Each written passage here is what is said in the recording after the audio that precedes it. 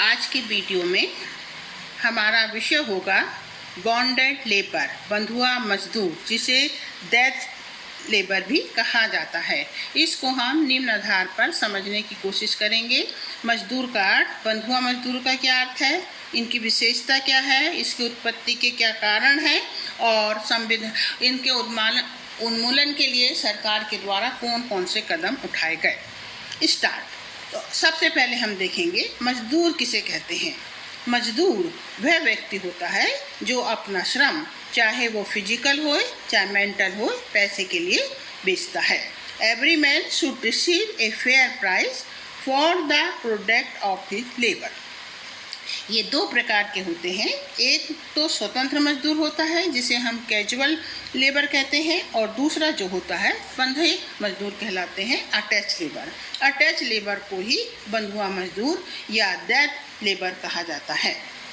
तो इसकी परिभाषा हम देखते हैं कि वह व्यक्ति जो कि लिए हुए ऋण को चुकाने के बदले ऋणदाता के लिए श्रम करता है या अपनी सेवाएं देता है, बंधुआ मजदूर कहलाता है। तो ये हम जो देख रहे हैं कि बंधुआ मजदूर जो है वो एक ऐसा व्यक्ति है जिसने क्या किया है, ऋण लिया है, और ऋण लेने के बाद उसे चुका नहीं पाता है, तो वो एक समझौते के तहत ऋणदाता के संग क्या करता है, एक समझौता करता है, और उसके आधार पर वो अपना जो उसने ऋण लिया है उस ऋण को चुकाने के लिए उसको सेवाएं देता है। तो ये जो बंधुआ मजदूर होते हैं उनकी हम देखते हैं कौन सी विशेषताएं होती हैं। पहली बात तो ये है कि बंधुआ मजदूर एक व्यक्ति क्यों बनता है।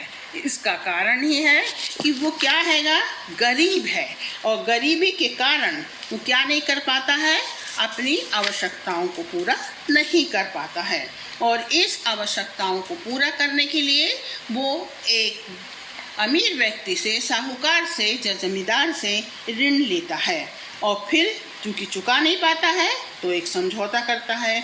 दूसरी बात ये है कि बाध्यता होती है। इस व्यक्ति के पास जो बंधुआ मजदूर बना है, बाध्य है वो कि वो उसको छोड़ नहीं सकता है, क्योंकि उसको जो उधार उसने लिया है वो उसने नहीं दिया है। तीसरी बात ये है कि स्वतंत्रता का अभाव होता है। ये जो मजदूर है इसके पास स्वतंत्रता नहीं होती है, वो किसी दूसरे व्यक्ति के पास ज़्यादा पैसे में काम नहीं कर सकता है, वो अपने मालिक के संग ही बंधा हुआ रहता है। वस्तु के समान मालिक उसका क्या करता है, उपयोग करता है। यदि उसे ज़रूरत नहीं है तो वो किसी दूसरे व्यक्ति को बेच देता है और वो उसके यहाँ उसकी सेवा करता है। यहाँ पर उस बंधुआ मजदूर को किसी प्रकार से उसकी सलाह की या इच्छा की आवश्यकता नहीं होती है। बंधुआ मजदूरों की पहचान के लिए क्या कर लेते हैं लोग, निशानी बना लेते हैं कि वो व्यक्ति कहीं जाकर दूसरी जगह काम नहीं कर सकता है, तो बंधुआ मजदूर के ऊपर या तो उसके गले में कुछ माला डाल दी जाती है या हाथ में डाल दी जाती है। इस प्रकार से एक निशानी उसके पास होती है। परिवार का शोषण होता है। बंधुआ मजदूर जो होता है वो अपना श्रम तो देता ही है, कई बार ऐसा होता है कि ज़्यादा ऋण रहता है तो परिवार के अन्य सदस्यों को भी उसके संग बंधुआ मजदूर के रूप में काम करना होता है। और यदि व्यक्ति मर जाए या किसी कारण से वो बीमार हो जाए या काम करने की योग नहीं रहे, तो उसके परिवार के किसी भी सदस्य को बंधुआ मजदूर के रूप में मालिक के यहाँ काम करना पड़ता है। ये बंधुआ मजदूर अशिक्षित होते हैं, क्योंकि जितना उधार लेते हैं उतना उधार वो पैसा सेवा दे भी देते हैं, परंतु उनको पता नहीं चलता है कि उनका ऋण जो है वो पूरा हुआ है कि नहीं हुआ। प्रेमचंद की कहानी मेधापुरा में आप देखते हैं कि उन्होंने बताया है कि मात्र 1.5 सेर गेहूं के लिए एक परिवार पूरी तौर से बंधुआ मजदूर बना रहता है। इसी प्रकार से मुकुल राज आनंद की जो किताब है उसमें वो बताते हैं कि बुक का नाम है to live and a bird, कि एक आसाम के चाय बगीचों में बंधुआ मजदूरों की किस प्रकार की हालत है, उन लोग किस प्रकार से पशु तुल्य जीवन जीने के लिए क्या होते हैं, तत्पर होते हैं। तो ये अशिक्षित होते हैं, इसलिए ये अपने इस अधिकार के प्रति जागरूक नहीं हो पाते हैं। मजदूरी जो होती है अनिश्चित होती है, या तो मजदूरी मिलती नहीं है या बहुत कम मिलती है। इसके ऊपर किसी प्रकार का उस दबाव मालिक के ऊपर नहीं होता है। ज़्यादातर दलित या जनजाति के लोग हम देखते हैं बंधुआ मजदूर के रूप में हमें समस्त क्षेत्र में दिखाई देते हैं। इनके पास अधिकारों का क्या होता है, अभाव होता है, किसी प्रकार का अधिकार इनको नहीं होता है। तो ये जो बंधुआ मजदूर है एक गिरवी वस्तु के समान होता है, ये एक पशु का जीवन जीता है और मानव समाज का ये सत्य है, इसको भुलाया नहीं जा सकता है। अब हम देखते हैं कि बंधुआ मजदूर की उत्पत्ति के क्या कारण हैं। तो भारत में बंधुआ मजदूर का जो इतिहास है वो तो बहुत बाद में दिखाई देता है, किंतु यूरोप में हम देखते हैं कि बंधुआ मजदूर का जो इतिहास है वो पुरातन काल से चला आ रहा है। बेबीलोन, फारस, ग्रीक, रोम, यहाँ पर हम देखते हैं कि युद्ध के समय जो हार के व्यक्तियों को लाया जाता था उन्हें दास बना लिया जाता था और उनको बंधुआ मजदूर के रूप में काम में लिया जाता था। वर्तमान समय में दक्षिण एशिया में सबसे अधिक बंधुआ मजदूर दिखाई देते हैं। अब हम देखेंगे कि भारत में इसकी उत्पत्ति कब दिखाई देती है। तो भारत में तो ऐसा, जैसा कि 1842 की जब जनगणना हुई थी उसमें मुनरो ने कहा, थॉमस मुनरो ने बताया था कि भारत में कोई भी खेतीहारी मजदूर नहीं है। यद्यपि ऐसा सही नहीं माना जा सकता है, परंतु फिर भी ये प्रथा जो थी भारत में उस समय कभी भी दिखाई नहीं देती है। अंग्रेजों के आने के बाद ये जो प्रथा है उन्होंने जो भूमि बंदोबस्त व्यवस्था, कृषि क्षेत्र में शोषणकारी राजस्व नीति को लागू किया था, उसके आधार पर हम देखते हैं बहुत से लोग जो हैं बंधुआ मजदूर बन गए, क्योंकि वो समय पर अपनी ज़मीन का राजस्व जमा नहीं कर पाए।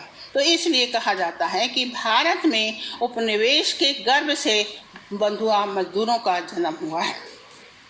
दूसरी बात हम देखते हैं कि भारत की सामाजिक, आर्थिक व सांस्कृतिक व्यवस्था के कारण भी बंधुआ मजदूरों की हमें स्थिति उत्पत्ति दिखाई देती है।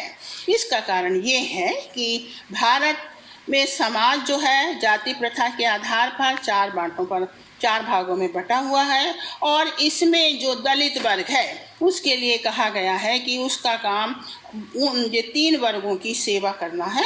उसने ही बंधुआ मजदूरों को जन्म दिया। उच्च जाति के लोगों की मानसिकता एवं संवेदनहीनता ने इन दलित मजदूरों को उनके रहम पर छोड़ दिया और ये वर्ग अपनी जीविकापार्जन के लिए उनके गुलाम बन गए। उच्च वर्ग के घरों में दलित कमजोर वर्ग पीढ़ी दर पीढ़ी बिना वेतन के या नाम मात्र के वेतन के रूप में घर में और खेतों में काम करने के लिए मजबूर हुए। इसी प्रकार से हम देखते हैं कि तीसरा जो है कि खेती के क्षेत्र में भूमि के स्वामित्व में हमें भेदभाव दिखाई देता है। अधिकांश भूमि जो है सवर्णों के पास है, दलित वर्ग के पास भूमि का स्वामित्व जो है बहुत कम दिखाई देता है। अतः जीवन आवश्यकताओं की पूर्ति के लिए आर्थिक रूप से कमजोर वर्ग भूस्वामियों के खेतों में कार्य कर अपनी आवश्यकताओं को पूरा करते हैं, जो वेतन उन्हें नाम मात्र के रूप में दिया जाता है। चौथी बात है जनसंख्या की वृद्धि। जनसंख्या की वृद्धि जो है 1921 के बाद ऐसा माना जाता है कि जनसंख्या में तीव्रता से बढ़ोतरी हुई और उस अनुपात से रोजगार, उद्योग, परिवहन में वृद्धि नहीं हो पाई। अतः इस अंतर ने आर्थिक रूप से कमजोर वर्ग को जीविकापार्जन का विकल्प खेती के रूप में और इन जमींदारों साहूकारों के पास दिखाई दिया और ये उनके यहाँ कम वेतन में काम करने के लिए मजबूर हुए। इसी प्रकार से शिक्षा की कमी, अशिक्षा के कारण भी हम देखते हैं कि व्यक्ति जो होता है कम पैसे में अपने अधिकारों को प्रति जागरूकता उसमें नहीं रहती है और इन जमींदारों के चुंगल में, दबंग लोगों के चुंगल में आर्थिक रूप से जो व्यक्ति गांव में दृढ़ स्थिति में आर्थिक स्थिति के होते हैं उनके घरों में क्या करते हैं, काम करते हैं और इस प्रकार से बंधुआ मजदूर वो अपने को स्वीकार कर लेते हैं। अपने अधिकारों के प्रति इनमें जागरूकता नहीं होती है। फिर हम पाते हैं 7वीं बात जो है पूंजीवादी कृषि विकास। जैसे इसके पहले हमने एक चैप्टर में देखा था कि किस प्रकार से पूंजीवादी खेती व्यवस्था आरंभ हुई और उसमें नए नए मशीनों का उपयोग होने लगा और मशीनों के उपयोग से जो मजदूर थे, मानव था, वो बेकार हो गए और उसकी जगह किसी प्रकार के रोजगारों का विकास नहीं हो पाया। तो ये जो मजदूर थे ये खेतों में कम पैसे में काम करने लगे और इस तरह से बंधुआ मजदूर का रूप इनके सामने आया। इसी प्रकार से परिवार का बड़ा होना, जनसंख्या की वृद्धि का एक कारण ये भी है कि परिवार नियोजन की ओर ध्यान नहीं दिया गया और इस कारण से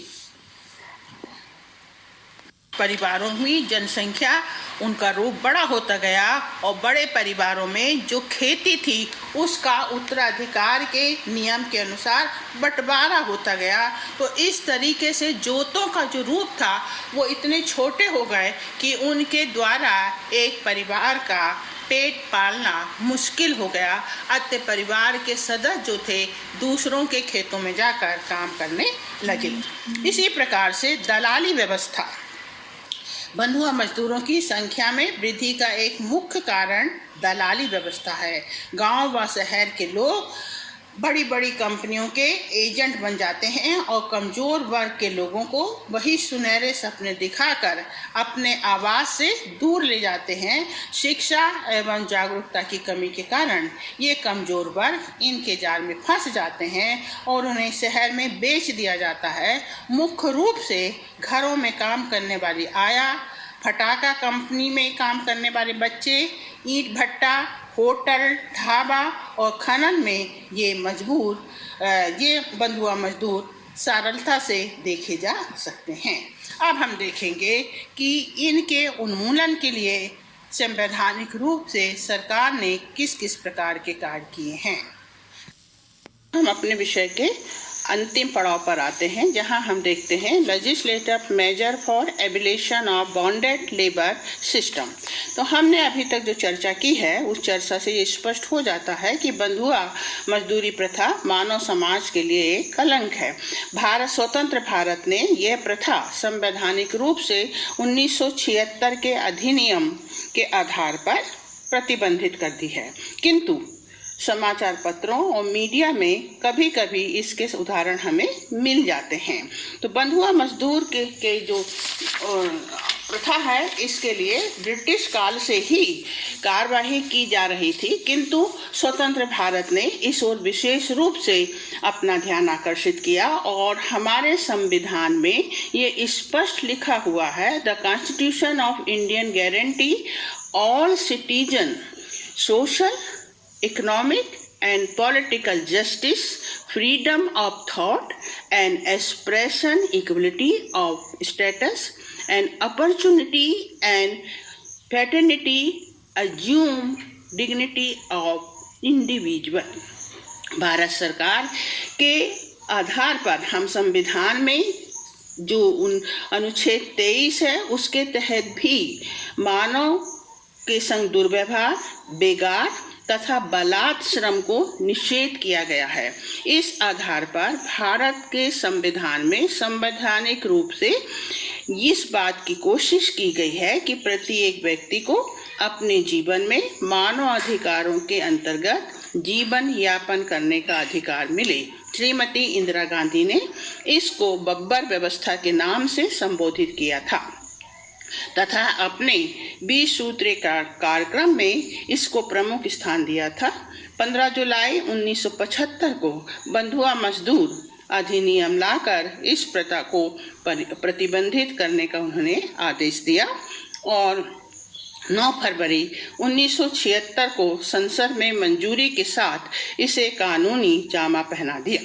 इस कानून के तहत बंधुआ मजदूरी को पूरी तरह से समाप्त कर दिया गया और जितने भी बंधुआ मजदूर थे उनके कर्ज को माफ किया गया और इसके साथ ही यह व्यवस्था की गई कि बंधुआ मजदूर प्रथा अब भारत में दंडनीय अपराध होगा। तीसरी बात इसमें यह की गई कि बंधुआ मजदूर प्रथा को पूर्णतया समाप्त करने के उद्देश्य से पुनर्वास से संबंधित कई योजनाएं चलाई जा रही हैं। 17 मई 2016 को सरकार द्वारा बंधुआ मजदूर पुनर्वास घोषणा पत्र जारी किया गया, जिसके द्वारा बंधुआ मजदूर योजना को केंद्रीय योजना में परिवर्तित कर दिया गया ताकि बंधुआ मजदूरों के लिए अधिक से अधिक योजनाएं मजदूरों को प्राप्त हो सकें। अब यदि आपको वीडियो अच्छा लगता है तो आप उसे एकदम से लाइक कर दीजिए, शेयर कीजिए, सब्सक्राइब कीजिए और बेल आइकन को दबा दीजिए ताकि मेरा जो नया वीडियो आए वो आपको उसकी जानकारी हो सके।